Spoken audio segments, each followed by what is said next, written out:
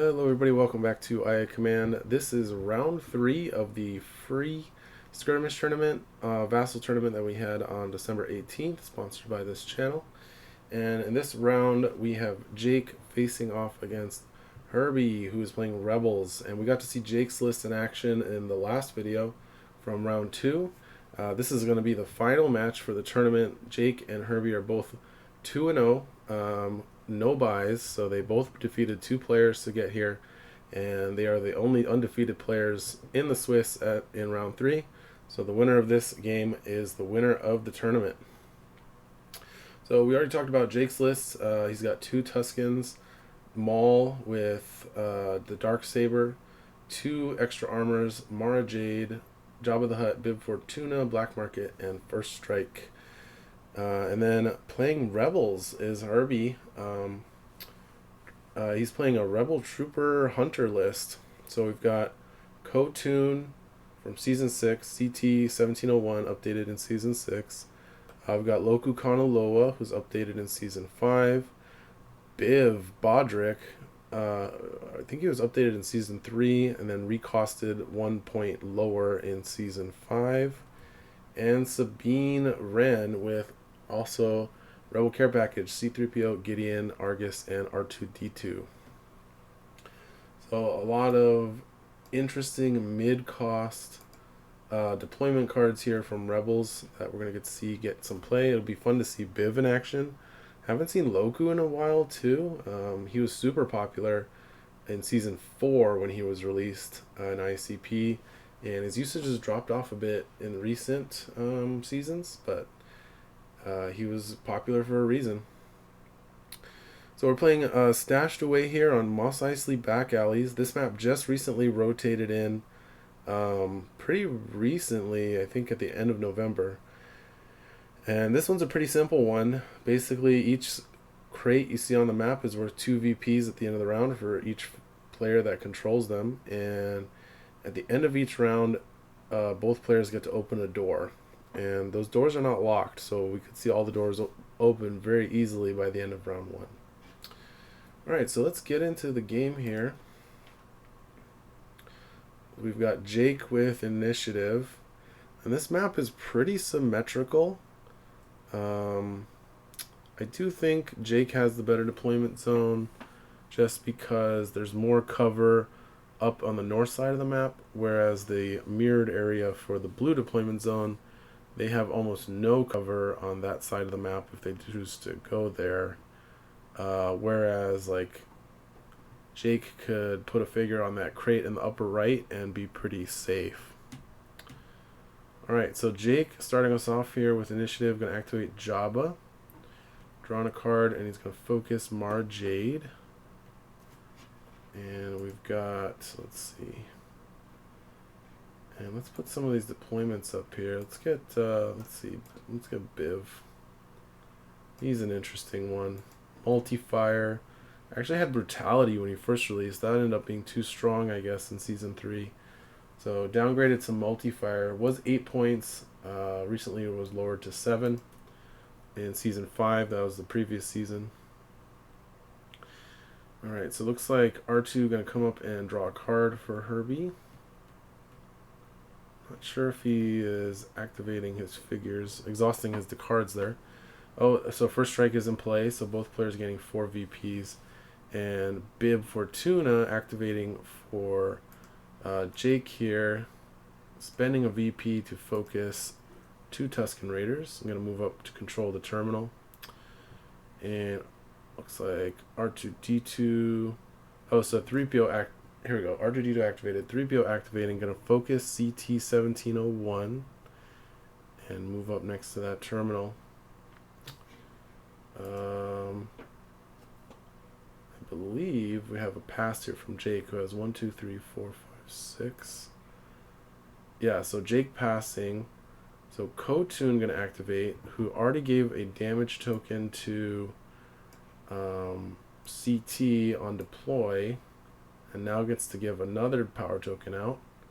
Here's Kotun from Season 6, the most recent season. Who did she give her second power token to? Oh wow, I'm going to open the door there.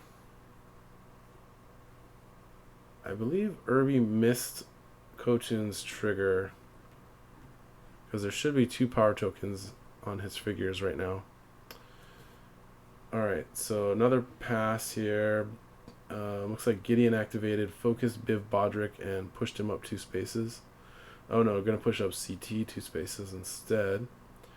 Alright, Tusken Raider going to move up for Jake. Going to open the door and move to control the crate. Second Raider going to double move here. Very aggressively, but that makes sense since they are melee figures. Alright, Sabine going to come up and... I mean, she could... 1, 2, 3, 4, 5, 6, 7... She could get all the way to Jake's deployment zone and grenade those 2 Tuskens, but I think that would be not a great move for her. So instead she's going to come up and control that crate. Oh, nice playing Rebel Graffiti. That's a really good card for Herbie to have in his opening hand. It means he's going to get an extra 2 VPs every round.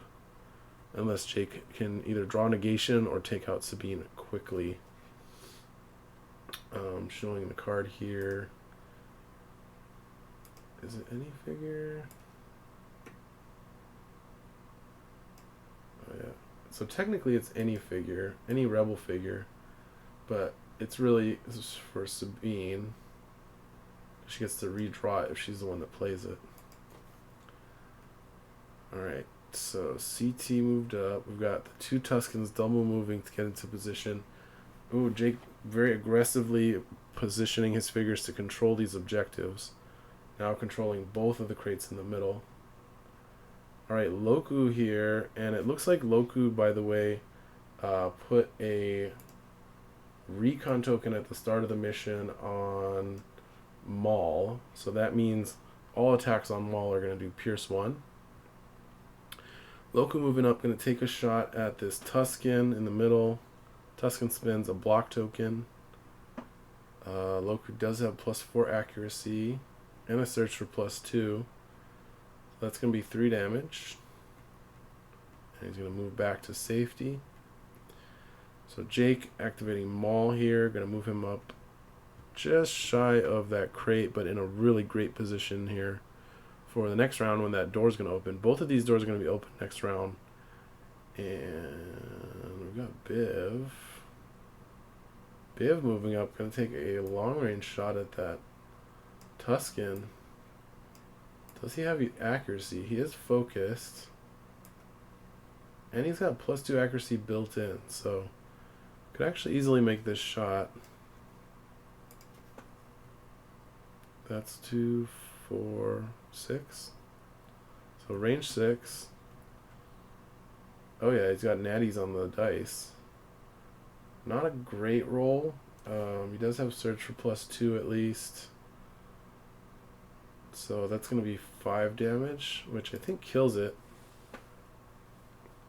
So rough for Jake there, losing that control of that crate and that Tusken who was focused. And Herbie going to pick up 3 victory points from that kill. And that's going to take us into round 2. So end of round, they're going to score. So Herbie taking the lead here on objectives and kills. And 2 doors are going to open up automatically because of the mission. Looks like Jake's doing black market, so reveals take initiative, going to buy it for 0. Pretty good to pick up that card with black market. I don't know if I showed black market in the last video.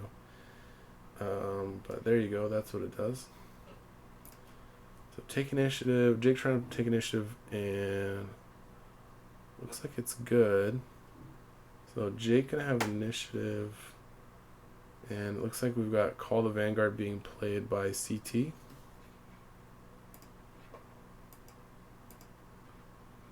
Let's take a look at CT's card from season 6.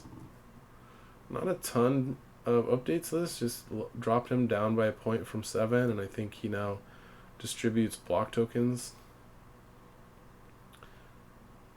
Okay, we've got a white die being rolled for this Tusken.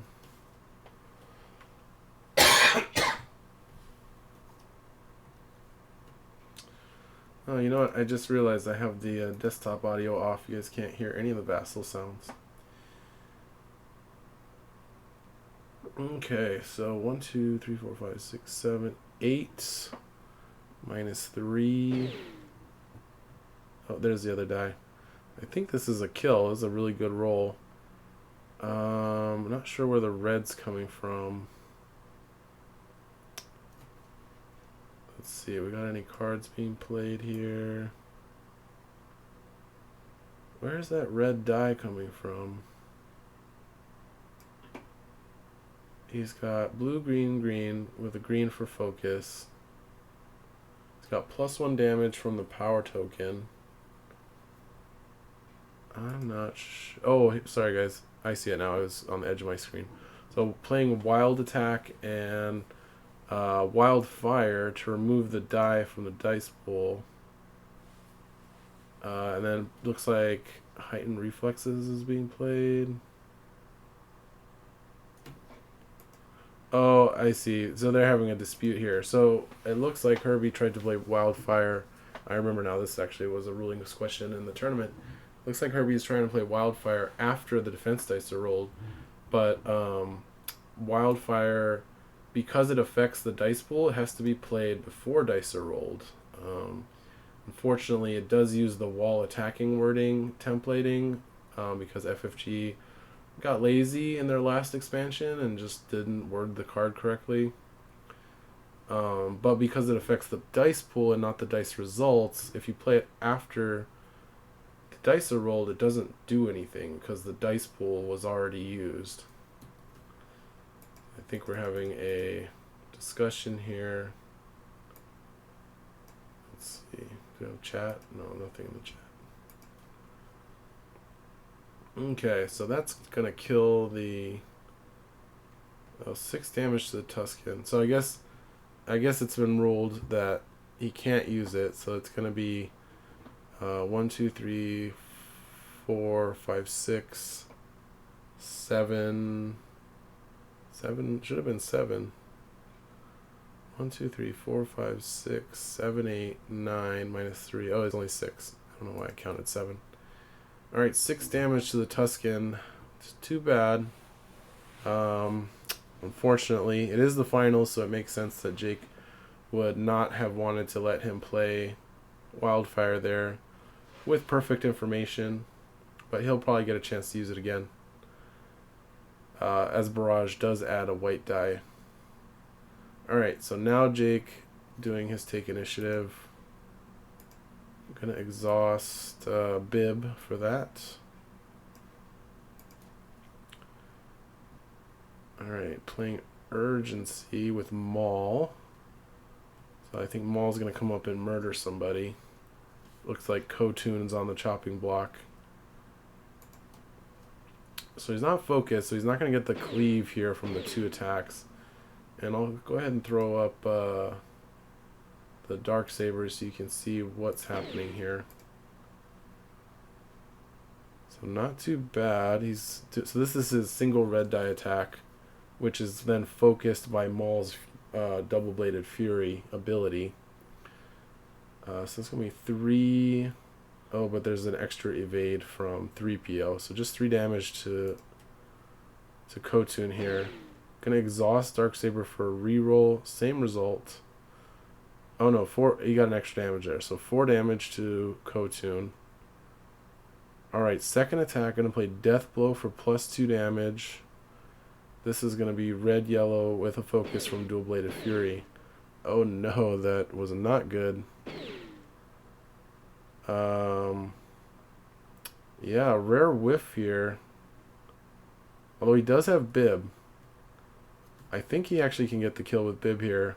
He's got +2 from Death Blow, +1 from Maul. 6 damage. So he's doing 5. Kotoon has, what, 11 health? 10?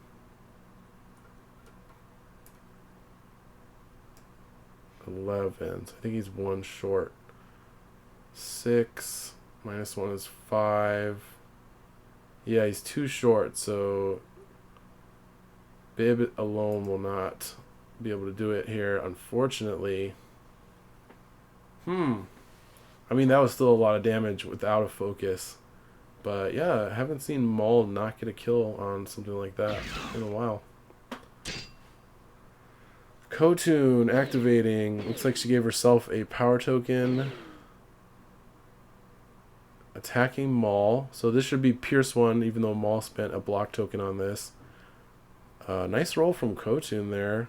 No surges, but maxed out on the damage pips.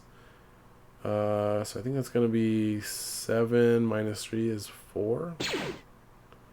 Gonna re-roll with her Dead Precise ability. Same results. 1, 2, 2, 4, 6, 7. I think maybe Herbie forgot about his recon token, unless that's not a recon token. But I'm pretty sure that's a recon token. So Loku's recon token should be giving Pierce 1 to this attack right now. Should have done 4 damage. Alright, so that was Kotun's activation. So Jake activating his weakened 6 damage Tusken to come in and finish the job on Kotun, it looks like. Oh, a triple block, but that's going to finish it for Kotun. So that's going to put Jake ahead on the board, on the scoreboard, 15 to 11.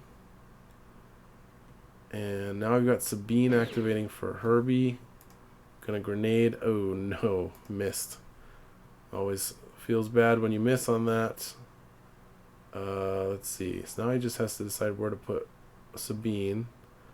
He can still attack the Tusken, but it looks like he's gonna go for Mara instead. Pretty long range shot. 1, 2, 3, 4, 5, 6. She does not have Surge for accuracy. So that's going to be a miss. And then going to play Rebel Graffiti for 2 more points. I suppose it makes sense that he didn't go for the Tusken because Herbie's got a lot of figures over there already that could do it. Probably Loku is probably what he wants to do to finish him off with. But range 6 is pretty far for Sabine without something like Hera to back her up. And now we've got Mara activating. So this is a focus Mara going to go after R2. Does have a reroll. Oh no, got worse. I was expecting him to reroll that blue.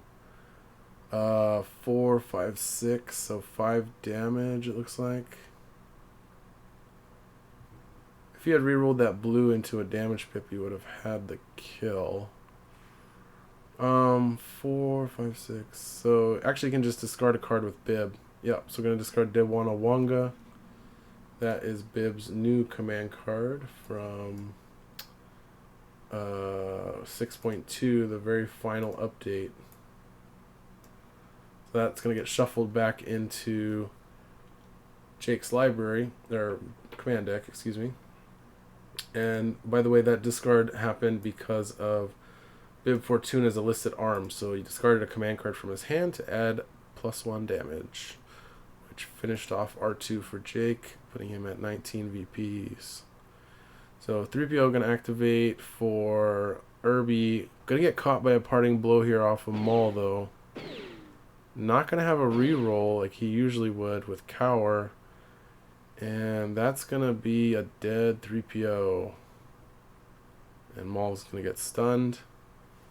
And now it's back to Jake. So Jake racking up the points here. Again, not sure. Oh yeah, so he is doing Jabba. So 22 points. So Jabba getting an extra VP every time Jake kills something. Okay, so it looks like we're focusing up the Tusken. So that was, I believe that was Jabba that just activated. Alright, focused Bib. Oh no, that was Gideon. Gonna focus Biv, Bodrick, and move him 2 spaces. And now we've got Loku attacking Maul. And because Maul has that recon token, Loku gets focused, in addition to having the Pierce 1 here. There goes Loku. Sorry about that. Maul going to spend a power token, but it's going to get pierced. But he does have an evade, so it looks like 3 damage to Maul here. But they're carrying as 2. I think they're forgetting about the pierce again. Loku does get pierce 1 on recon targets, so I'm not sure why they're not counting the pierce. But Biv going to activate. Oh, going to play close and personal. This was a new card made for him because his old card no longer worked.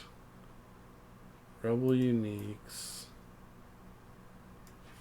There it is, close and personal. As you can see, it lets him move up to 2 spaces and perform a melee attack with 1 red and 1 yellow die.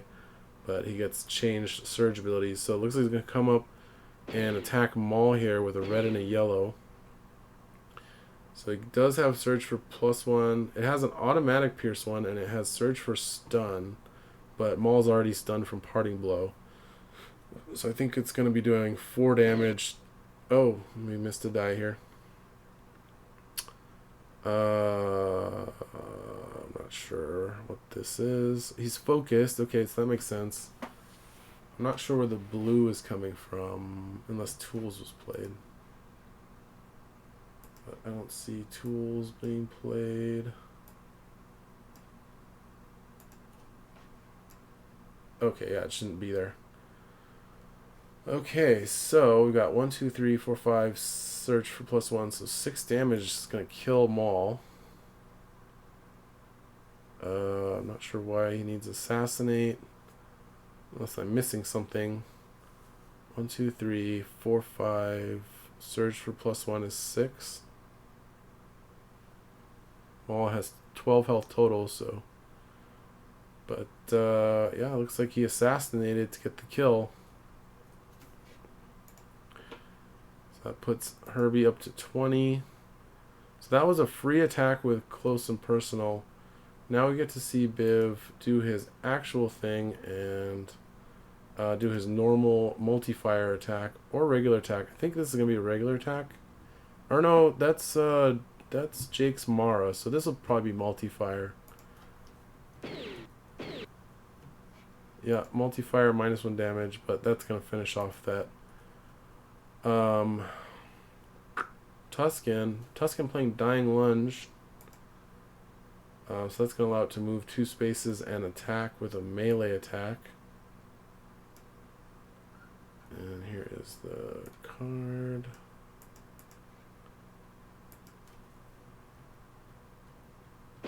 Automatic +1. Not focused, but really good roll there. That's going to give him 5 Pierce 1, so 4 damage into Bib. Oh, he's going to weaken instead. That makes sense. To do less damage with multi-fire. So Bib going to finish up multi-fire here.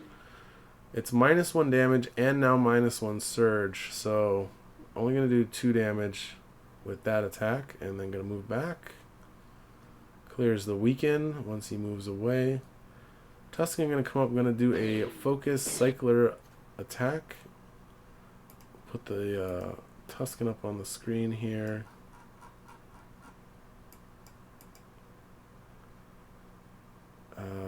Wow, that's a lot, but he's 1 short unless he discards to Bib. He's got 2 cards in hand.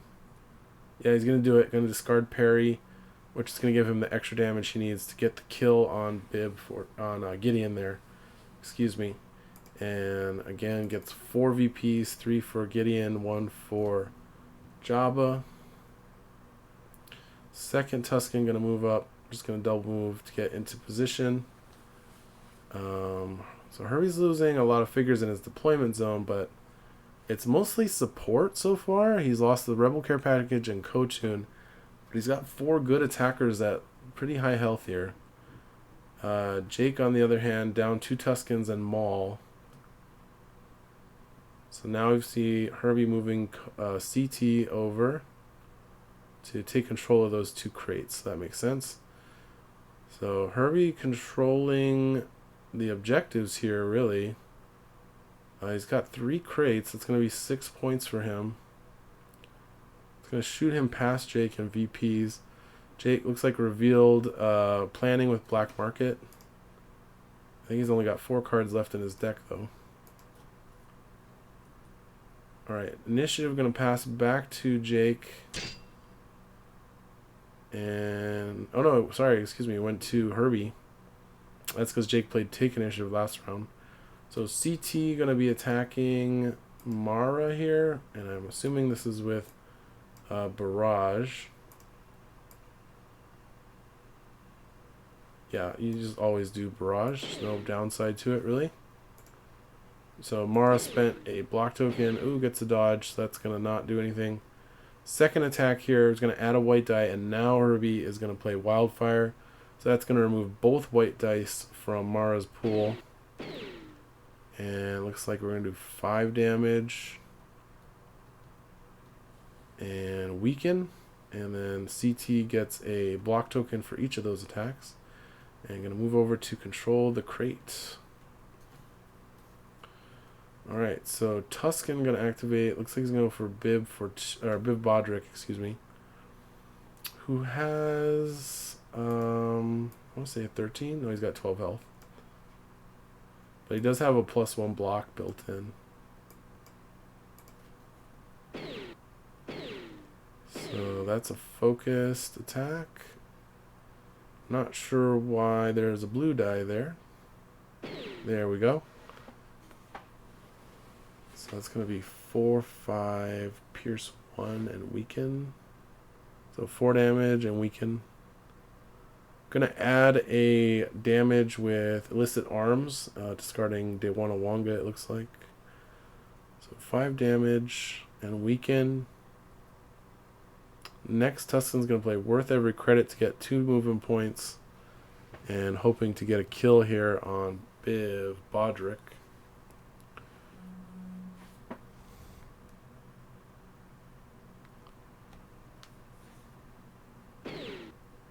And I'm going to spend a power token on this one. Not focused. He's got 5 pierce 1, so 3 damage.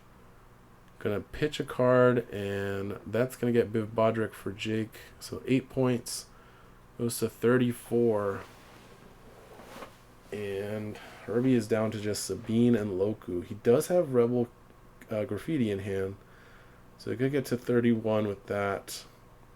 And actually could get to 33, because then Loku could play it. So he needs to activate Sabine next. Yep, activate Sabine. Sabine can take out Mara here. Oh, nice, gonna play tools. Just needs to not get dodged. Wow, really good roll for Sabine. That is 7 damage to her, so that's gonna take her out. And gonna move back to the crate. Plays Rebel Graffiti, goes back to the hand. 37. Loku will be able to play it on his activation. He'll be 1 short, but if he can, unless Jake can close it out, Herbie's going to get it on objectives here. So Jabba going to activate. Looks like he's going to order hit maybe. No, he's going to focus the Tusken and draw. So Loku going to come down. Oh, just going to move and take these crates. And Bib going to contest it. Did he play Rebel Graffiti? Oh, that puts him at 40, though. So we've got Sabine and we've got CT controlling the 2 crates. Takes him up to 41. Manages to sneak that win out of there. I mean, Jake looked like he was ahead, but he definitely... Herbie was able to take control of the objectives really well there and able to get a close victory over Jake and take the win for the tournament. Alright, I hope you guys enjoyed that game. It was a lot of fun to watch, and we'll see you for the next one. We're going to be doing the top 4 and finals for the VST from December, and then maybe do some campaign content or something. We'll see. We'll see how it goes.